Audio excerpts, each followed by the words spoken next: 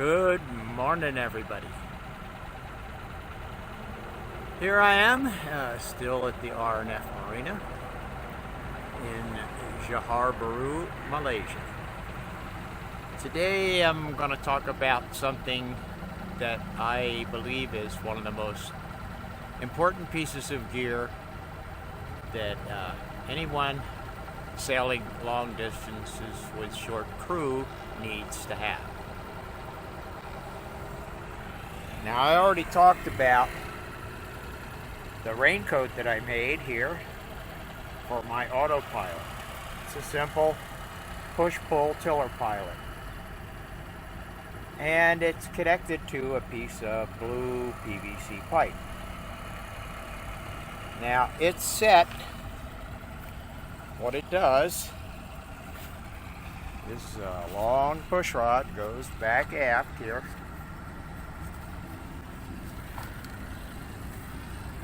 To this contraption, which is attached to my stern pulpit. Now, of course, just made from PVC pipe, some stainless steel bolts. I had to change the direction 90 degrees basically. So I got a cross link with a little offset in it that goes to a short tiller arm for the trim tab on my auxiliary rudder.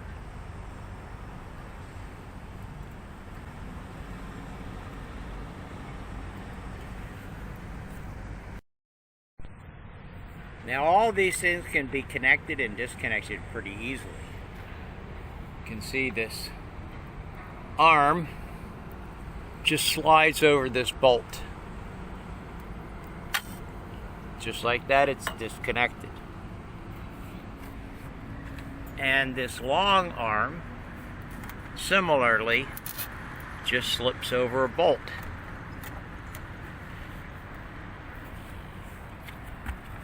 And that can be removed to make it a little easier to get around on deck when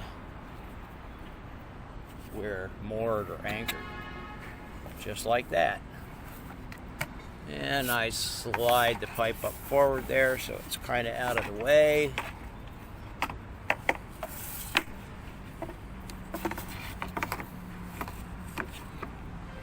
And that's more or less the way it stores.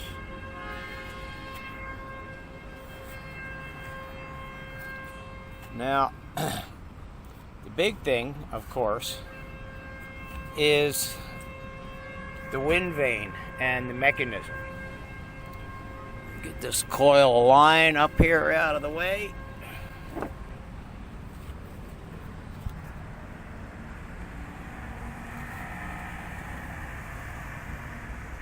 Now, to the neophyte, or newbie sailor, or to those who are uninitiated in the ways of the force, you might think that's the blade for the wind vane.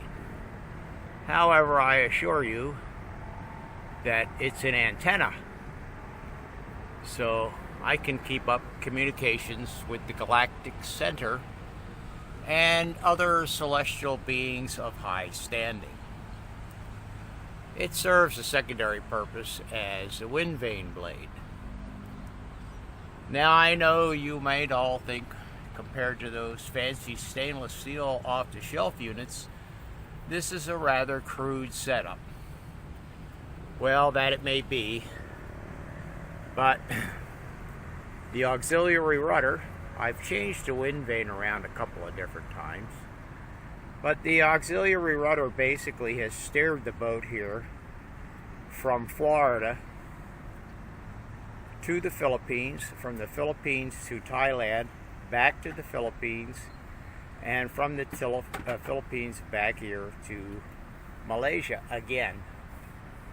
I can use the autopilot on the trim tab, which turns the auxiliary rudder, or the wind vane. The wind vane is simplicity in itself. Some of the key parts being that right up inside of here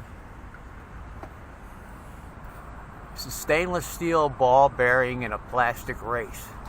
There's one at each end of this shaft that holds the wind vane blade. And that's one of the keys to making these devices very sensitive. Those bearings, I think, are used in copying machines.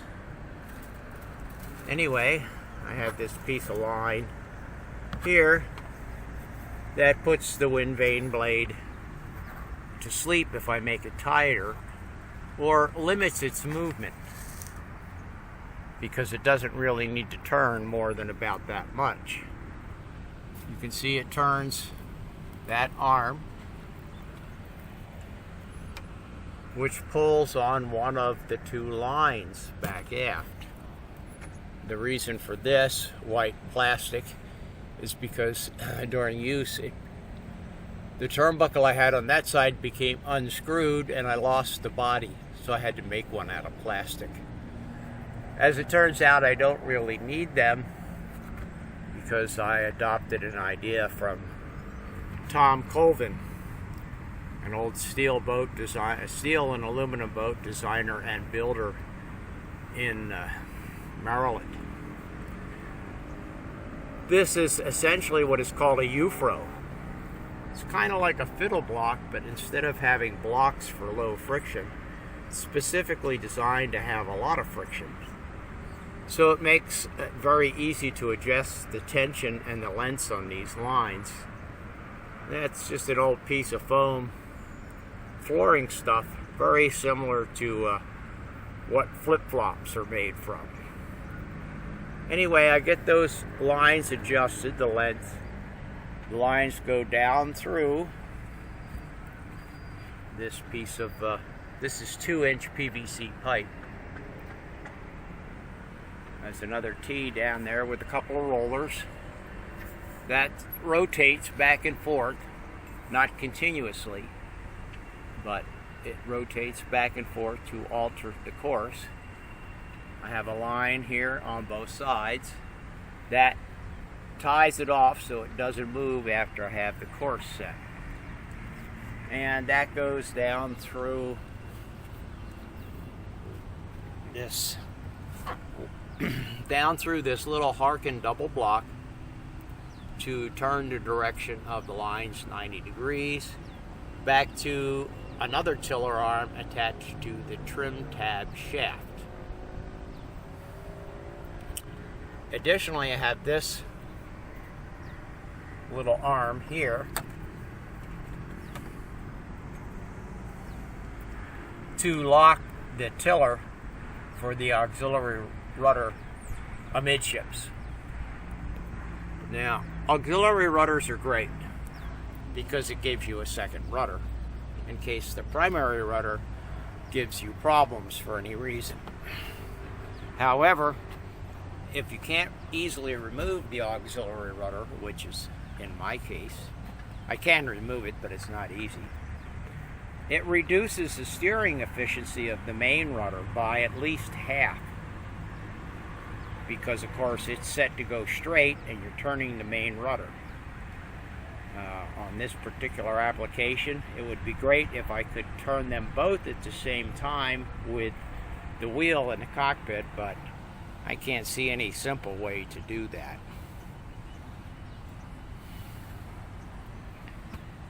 But like I said, this basic setup has sailed me from Florida to here. Oh, somewhat over 20,000 miles so far. Now, one interesting feature you may notice compared to this is called a horizontal axis wind vane, because the axis upon which the wind vane blade turns is more or less horizontal. It's inclined from the horizontal about 20 degrees. This helps with the reducing oversteering. But the axis is at the top of the blade. That's you won't find on any production wind vane. Not sure why. It's simpler, but it has one disadvantage. in that when the boat is sailing, if you can imagine this, and say we're sailing close on the wind and you get a gust in the wind, normally that if the blade is vertical like this and it hinges at the bottom, it goes like that.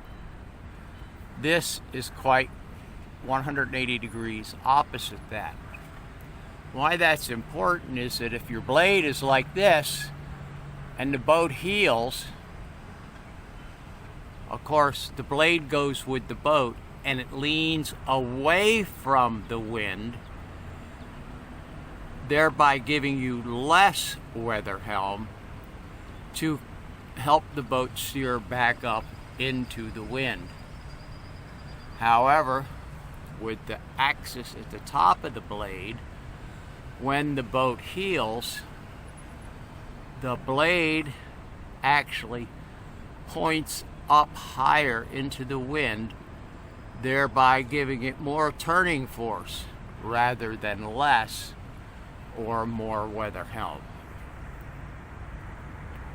Another nice thing about having the axis at the top of the blade is that the wind vane blade doesn't require any kind of a counterbalance weight. It is its own counterbalance, which helps to make it more sensitive and responsive, especially in very light conditions. Now, for those of you who don't have a wind vane of any kind yet, one of the things that I highly recommend and suggest is, and I know this is going to sound a little strange, is learning how to sail your boat. And by that, what I mean is take your boat out in relatively calm conditions with a nice little 10 or 12 knot breeze. Put the boat on the wind, close reaching to close hauled. Leave the tiller or the wheel free. Don't tie it off in any way. And get the boat to balance just by adjusting the sails. You should be able to get the boat to sail itself that way, because sailing close hauled to close reaching is the point of sail for most boats where it has natural course stability. Once you've achieved that, you'll understand how minor adjustments in trim for the sails affect the ability of the boat to follow a course easily. This is very important with wind vanes.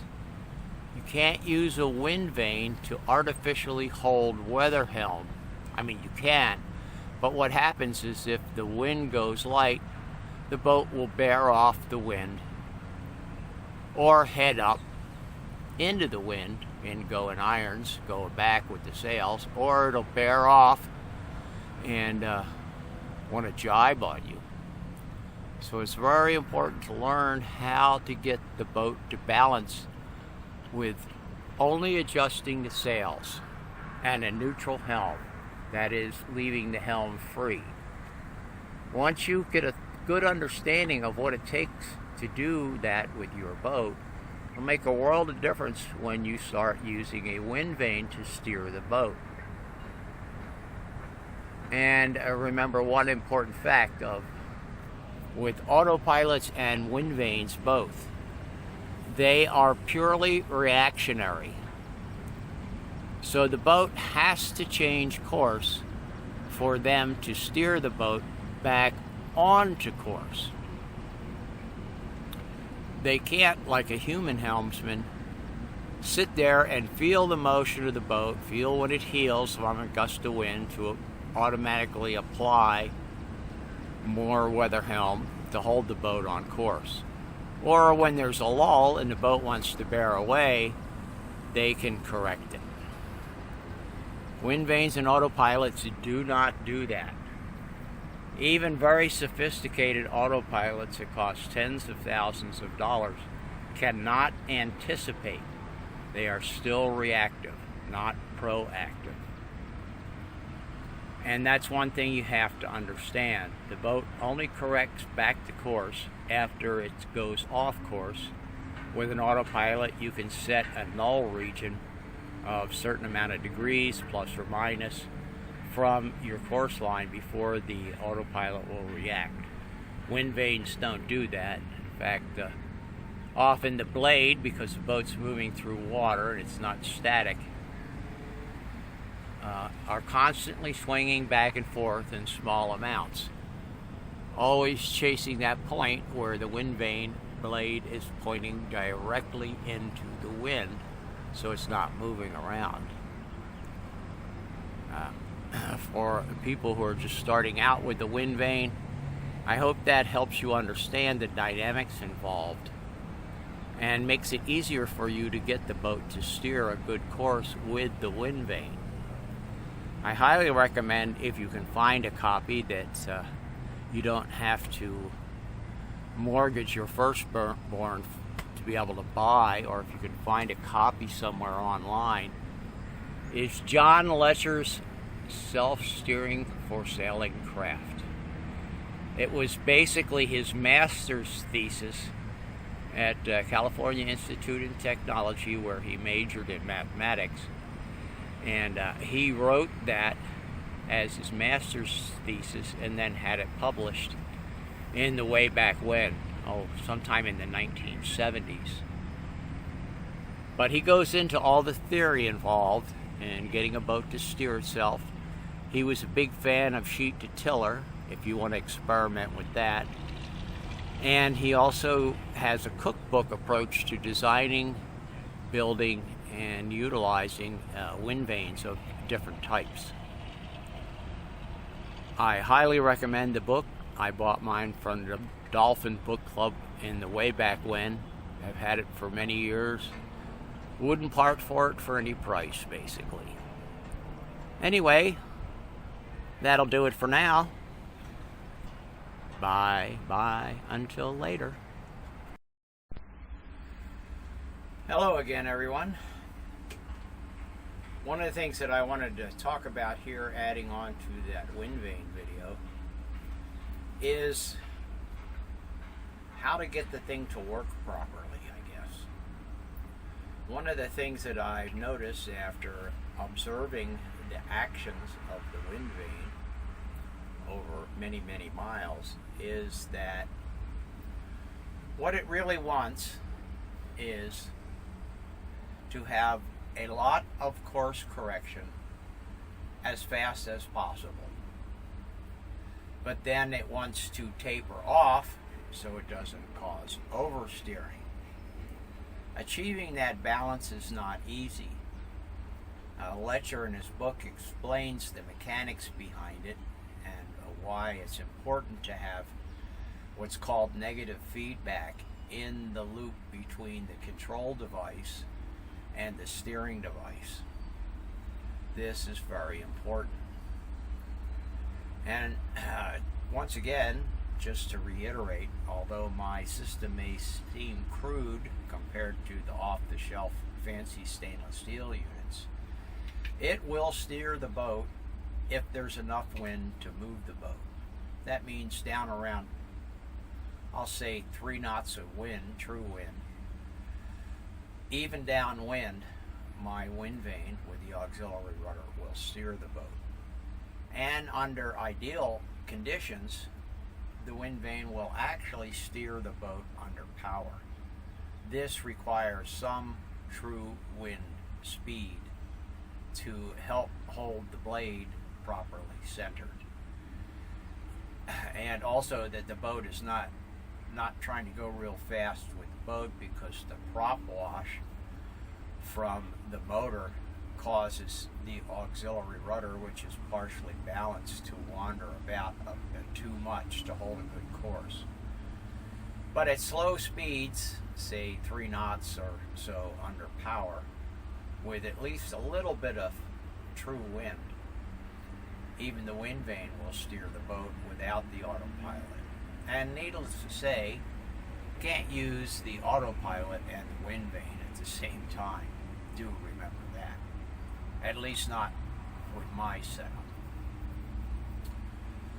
Okay, that was a few little extra points that I wanted to add. That's it. Bye for now.